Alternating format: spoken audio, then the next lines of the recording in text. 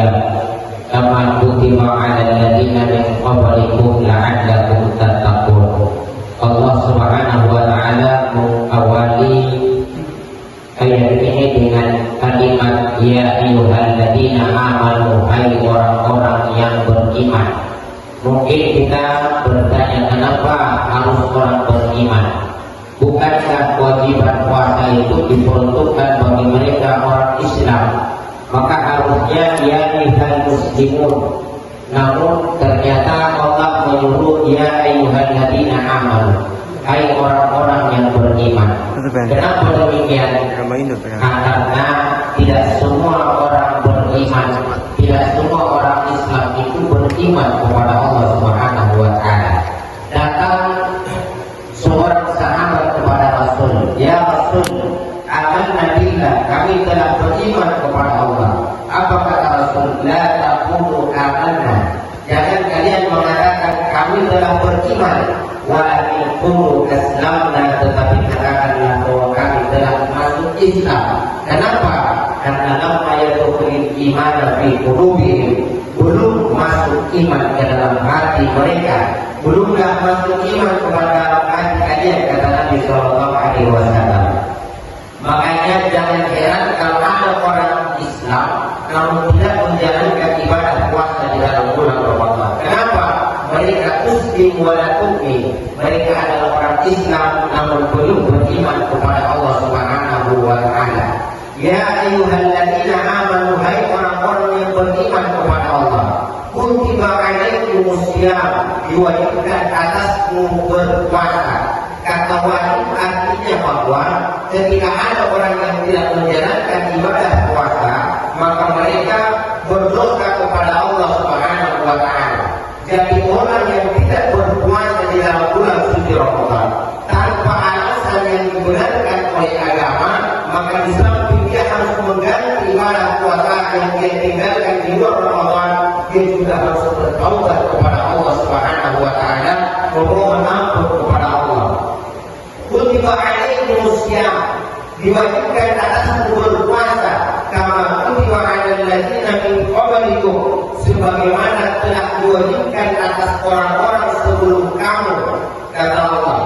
Jadi ibadah puasa ini ternyata juga dibebankan kepada umat-umat sebelum Nabi kita Muhammad Sallallahu Alaihi Wasallam. Hanya saja bukan ibadah Ramadan, bukan bulan suci Ramadan. Jadi umat-umat terdahulu juga ada kewajiban puasanya. Hanya saja keistimewaan umat ini dianugerahi yaitu bulan suci Ramadan. Umat-umat terdahulu semuanya pernah dengar riwayat tentang Ramadan ini.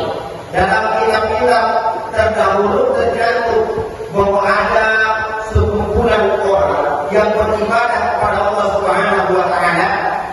Kemudian kaum itu berlipat ganda pahalanya di sisi Allah Subhanahu wa taala. Riwayat tentang Ramadan itu telah sampai kepada nabi-nabi sebelumnya, sehingga mereka berdoa kepada Allah Subhanahu wa taala, Allahumma ij'alha min ummati, ya Allah, jadi Allahumma ij'alhum min ummati, jadikanlah mereka itu adalah umatku, kata nabi-nabi terdahulu. Jadikanlah Ramadan itu untuk umatku.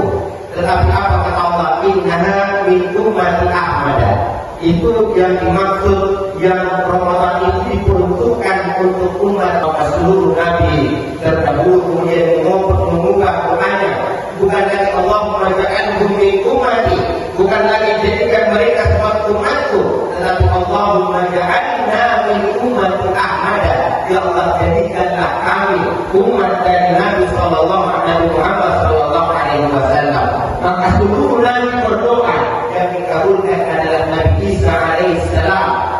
Makanya Nabi Isa nanti turun di akhir zaman bukan sebagai nabi baru, bukan untuk membawakan ajaran yang baru, syariat baru, tetapi menjalankan syariat Nabi kita Muhammad Sallallahu Alaihi Wasallam. Hadirin yang dimuliakan Allah Subhanahu wa taala, tujuan daripada pelaksanaan ibadah puasa adalah la'allakum tattaqun, agar supaya kalian semua bertakwa kepada Allah Subhanahu wa taala. Apa itu takwa?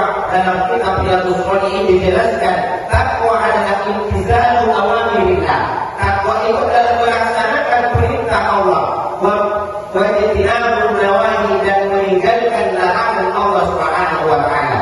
Jadi tujuan dari pelaksanaan ibadah puasa Ramadan kita adalah tidak lain untuk membentuk umat, membentuk pribadi yang ketika habis Ramadan dia mampu menjalankan perintah Allah dan mampu meninggalkan larangan Allah Subhanahu wa taala, sehingga orang yang beribadah Ramadan yang betul Ramadannya, dia akan keluar dari Ramadan ini menjadi pribadi yang mulia, pribadi yang bertakwa, pribadi yang dicintai oleh Allah Subhanahu wa taala. Wallahul muwaffiq ila aqwamit thoriq. Wassalamualaikum warahmatullahi wabarakatuh.